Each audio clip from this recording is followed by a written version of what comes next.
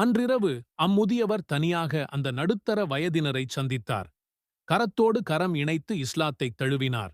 அப்பொழுது அவரின் திருவாயிலிருந்தும், இறைவன் ஒருவனே, அவரின் திருத்தூதர் முஹம்மத் நபி ஸல்லல்லாஹு அலைஹி வஸல்லம் அவர்கள் அல்லாஹ்வின் திருத்தூதரும் நபித்துவத்தில் இறுதியானவரும் ஆவார் என நான் சாட்சி கூறுகிறேன் என்னும் உணர்ச்சிமிகு சொற்கள் உள்ளத்தில் பொங்கி வெளிவந்தன. அம்முதியவர் இஸ்லாத்தில் இணைந்ததைத் தவிர்த்து ஏனைய செய்திகள் அனைத்தையும் அரசாங்க உளவாளிகள் நிமிடத்திற்கு நிமிடம் கலீபா ஹிஷாமுக்கு அனுப்பி வைத்துக் கொண்டிருந்தார்கள்.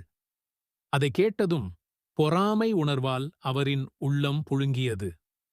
சில நாட்களுக்கு முன் இந்நடுத்தர வயதினரையும் அவரின் இளம் மகனையும் மதினாவிலிருந்து திமிஷ்குக்கு வரவழைத்து அவர்களை அவர் படுத்தியபாடோ சிறிதல்ல. 3 நாட்கள் வரை அவரை சந்திக்க அவர்களுக்கு அவகாசம் கொடுக்க மறுத்துவிட்டார். 4வது நாள் அவர்கள் அரண்மனைக்குள் அனுமதி பெற்று நுழைந்த பொழுது ஆங்கு சில இளவல்கள் ஒரு குறியை நோக்கி அம்பெய்து கொண்டிருப்பதைக் கண்டனர்.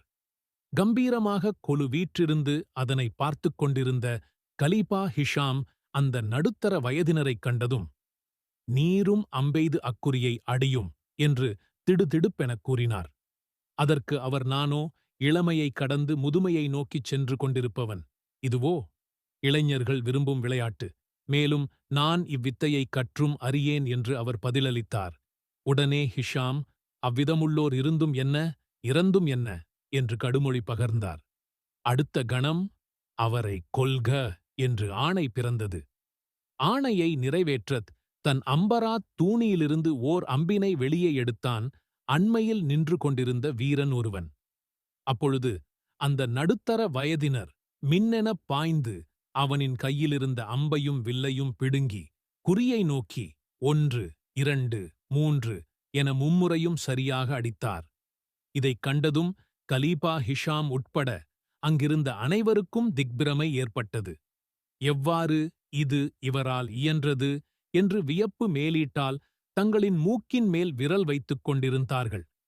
இதன்பின் அவரின் மகாத்மியத்தை நன்கு உணர்ந்த கலீபா ஹிஷாம் அவரையும் அவரின் இளம் மகனையும் தம் அருகே அமரச் செய்து, "ஒரு குலத்தில் பிறந்தோர்கள் உடன் வாழும் வாழ்வினைப் போல் உறுதியுண்டோ? நம்மிடையே வீண் பகைமை ஏன்?" என்று இதமொழி நவின்றார். அதன்பின் அவரிடம் மார்க்கம் பற்றி பல விளக்கங்கள் வேண்டினார். பின்னர் அவரை நோக்கி, "தங்களுக்கு யாது வேண்டும்? கூறுங்கள், தருகிறேன்" என்று கூறினார்.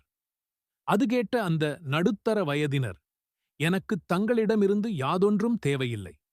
எங்களின் வாழ்வில் வீணே குறுக்கிடாது அமைதியாக நாங்கள் மதீனாவில் தங்கி எங்களின் அருட்பெரும் தந்தை அண்ணல் பெருமானின் திருச்சந்நிதானத்தில் வாழ்ந்து வர அனுமதி வழங்குங்கள். அது போதும்" என்று மறுமொழி பகர்ந்தார். "நல்லது, அவ்விதமே நலமாக வாழ்ந்து வாருங்கள்.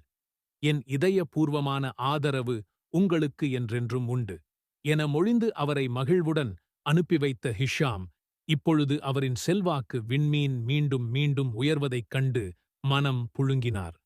அவரின் பொறாமை உள்ளம் அவரை வெறுமனே இருக்கவிடவில்லை. அந்த நடுத்தர வயதினரும் அவரின் இளம் மகனும் மலை மீது வாழும் கிறிஸ்தவ முதியவரைச் சந்தித்து மதம் மாறிவிட்டனர். எனவே எவரும் அவ்விருவருடனும் எவ்விதத் தொடர்பும் கொள்ளக்கூடாது. அவர்களின் தலையை துண்டிக்க அரச ஆணை நாடெங்கணும் பறை முழக்கப்பட்டது.